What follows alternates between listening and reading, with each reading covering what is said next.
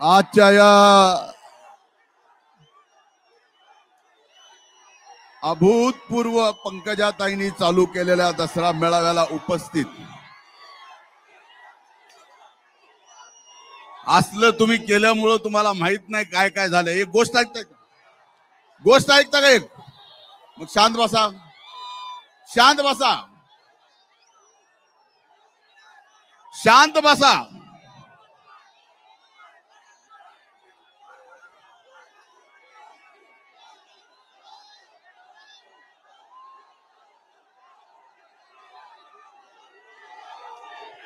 आजच्या या दसरा मेळाव्याला इथं उपस्थित आपल्या सर्वांच्या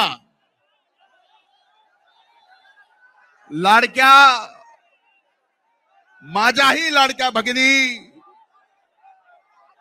राज्य मंत्रिमंडळातील मंत्री पंकजाताई गोपीनाथरावजी मुंडे, व्यासपीठावर उपस्थित माजी खासदार माझ्या भगिनी प्रीतमताई,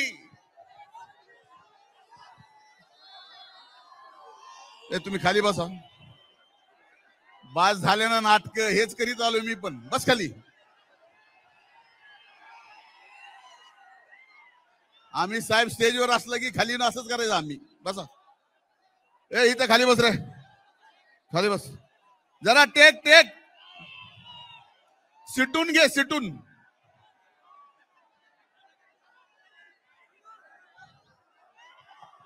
व्यासपीठावर उपस्थित आदरणीय जानकर साहेब,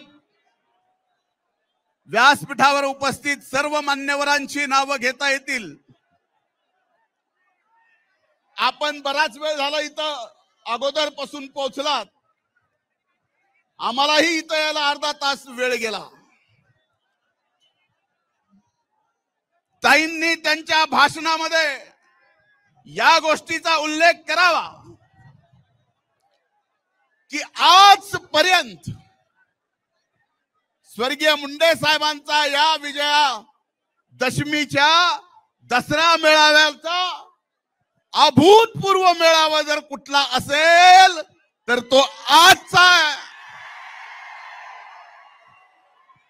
आणि आज इथं उपस्थित दसरा मेळाव्याला आलेल्या सर्वांना मी नतमस्तक होऊन दंडवत घालतो की आपण एवढं प्रेम मुंडे कुटुंबावर, पंकजाताईवर या ठिकाणी दाखवता.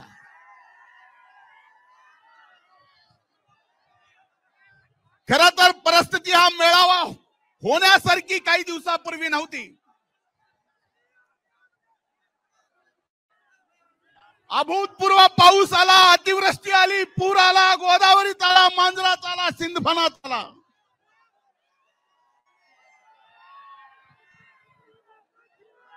भयंकर शेतकऱ्यांचं संकट, शेतकऱ्यांच्या समोर संकट आलं. तसलं संकट असताना माझी आणि ताईंची चर्चा झाली की आपण काय करावं. पण ताईंनी निर्णय घेतला, काही जरी झालं तर या दसऱ्याची परंपरा मोडायची नाही. मी ताई आपले मनापासून अभिनंदन, आभार मानतो. आज शेतकरी अडचणीत आहे. इथं आलेला प्रत्येक जण शेतकरी आहे, शेतमजूर आहे. आज अभूतपूर्व नुकसान झालंय, मान्य करतो. आज मी मंत्रिमंडळात नाही, फक्त आमदार आहे. पण माझी बहीण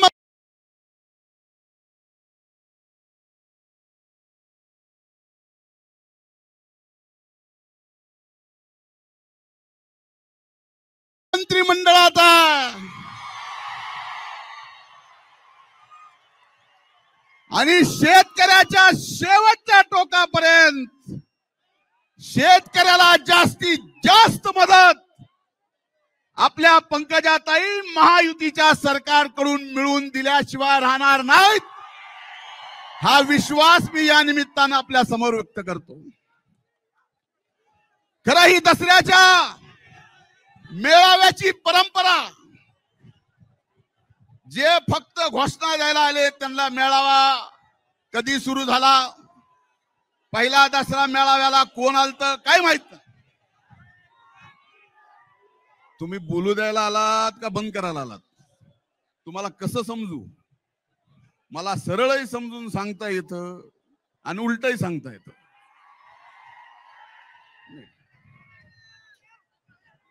भगवानगडाचं उद्घाटन स्वर्गीय यशवंतराव चव्हाण साहेबांनी मुख्यमंत्री असताना केलं. दसऱ्याच्या दिवशी, त्या दिवसापासून दसऱ्याच्या या मेळाव्याची परंपरा आहे. या दसऱ्याच्या मेळाव्याला देशाच्या ऐतिहासिक नकाशावर जर नेला असेल तर आजही डोळ्यात पाणी येतं. ते स्वर्गीय मुंडे साहेबांनी हा दसरा मेळावा जगाच्या नकाशावर नेला आणि आज अभिमान वाटतो मला माझ्या बहिणींचा, पंकजा ताईंचा आणि प्रीतमचा सुद्धा, की साहेब गेल्यानंतर सुद्धा असंख्य अडचणीत तुम्ही ही परंपरा चालू ठेवली आहे. मला माझ्या बहिणीचा सार्थ अभिमान आहे.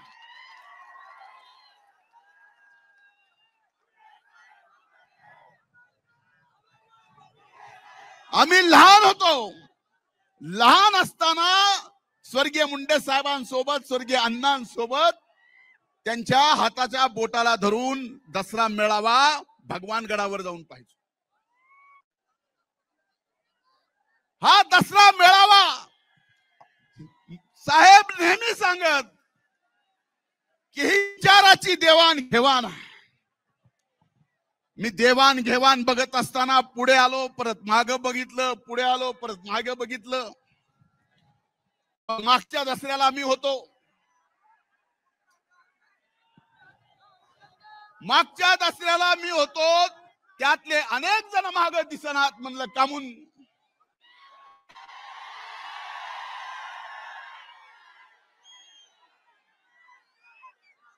पुढे निवडणुका नाहीत असं त्यांना वाटतं. ना कुछ करते हुए बिना वजह गालियां खाई है. पण आज आपल्याला सांगतो, मी विद्यार्थी चळवळीपासून ज्या ज्या वेळेस ज्या ज्या जातीच्या आरक्षणाचा मुद्दा आला, त्या त्या वेळेस त्या प्रत्येक जातीच्या आरक्षणासाठी भांडणारा मी एक कार्यकर्ता आहे. आणि हे तुमच्यापासलं लपलेलं नाही आहे.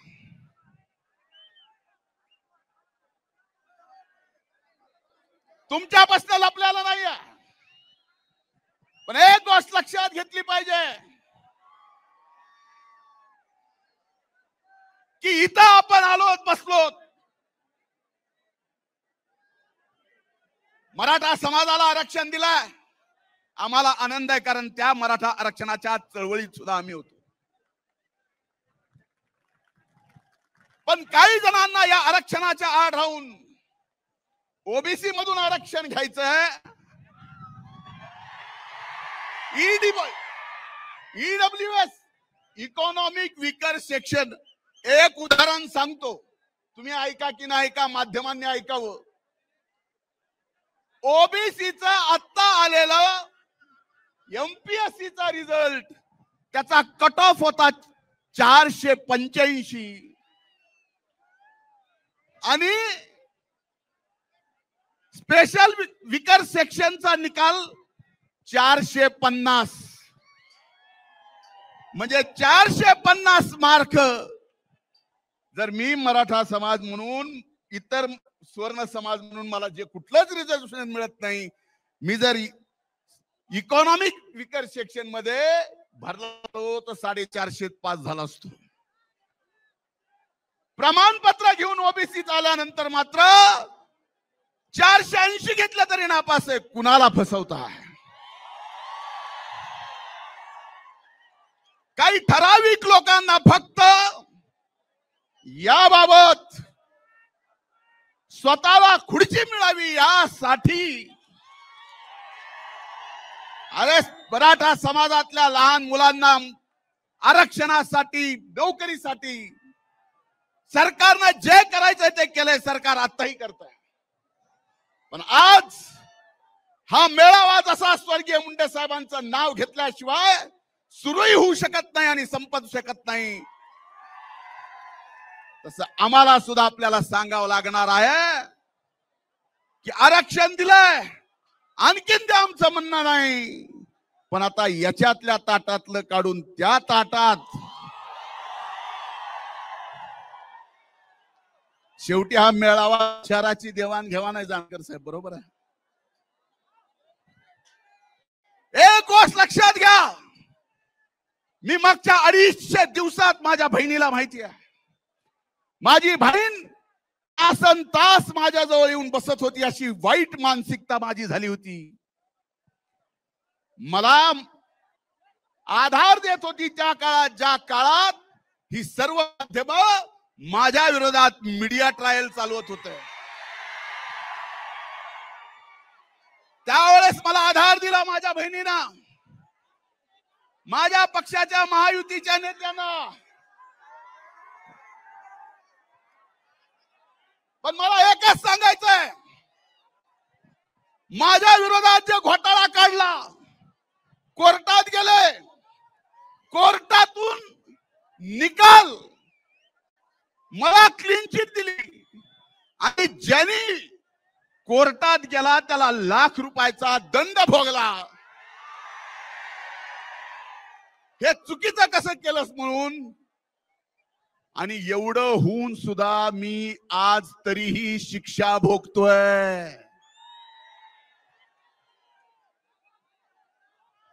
हे लक्षात घ्या.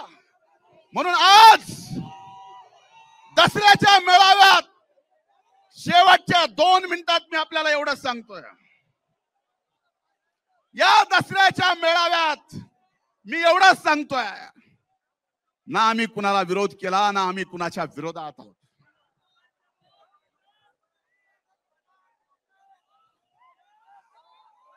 हा अध्यात्माशी आणि शिक्षणाशी जुडला गेलेला समाज आहे. म्हणून माझी आपल्याला सगळ्यांना विनंती आहे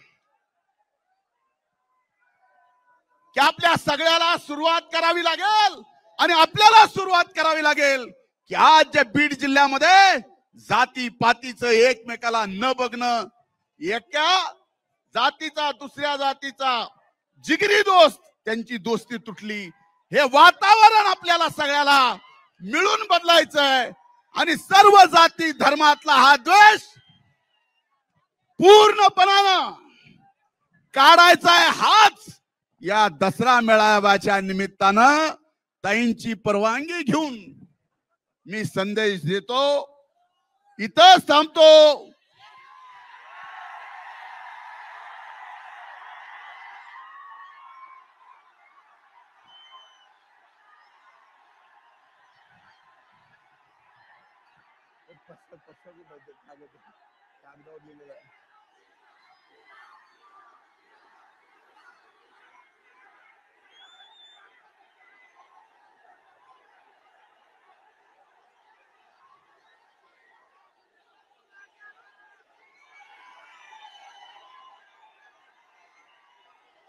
आग तो लगी थी घर में, आग तो लगी थी घर में, दोस्त ने आके पूछा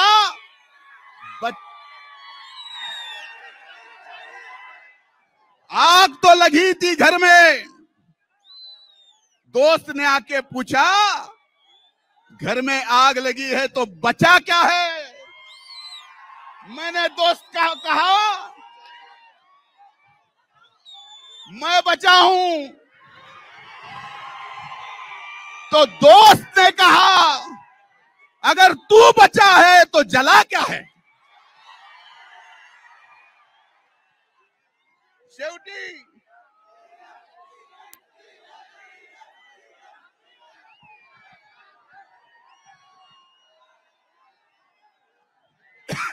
हर मुश्किल,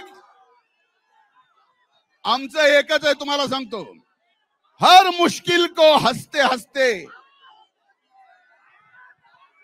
तुमच्या समोर डोकं फोडून मी अरबिक भाषेत जरी शेर सांगितला ना तरी असेच ओरडणार आहे.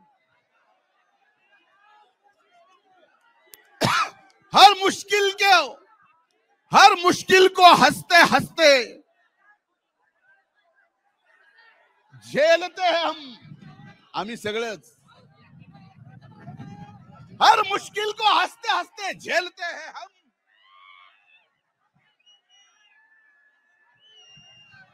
हम आंधियों में भी चिराग जलाते चलते हैं. खूप खूप धन्यवाद. संत भगवान बाबांचा, राष्ट्र संत भगवान बाबांचा अमर रहे, अमर रहे, अमर रहे, अमर रहे. राष्ट्र संत भगवान बाबाचा. एकच आनंदाची गोष्ट या ठिकाणी सांगतोय. अनेक दशक मुंडे साहेब असल्यापासून भगवानगडाला 10 एकर जागा वन विभागाची लागणार होती. ताईंच्या प्रयत्नातून,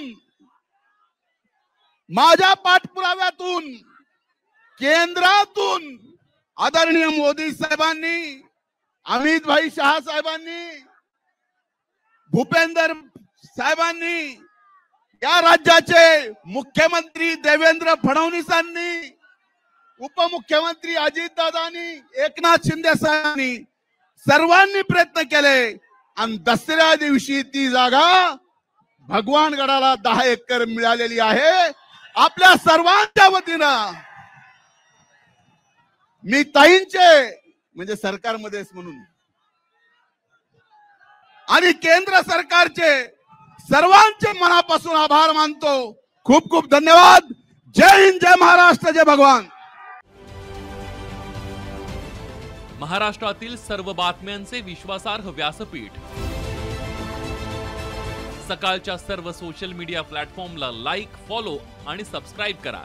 तसंच सर्व नोटिफिकेशनसाठी बेल आयकॉन प्रेस करायला विसरू नका.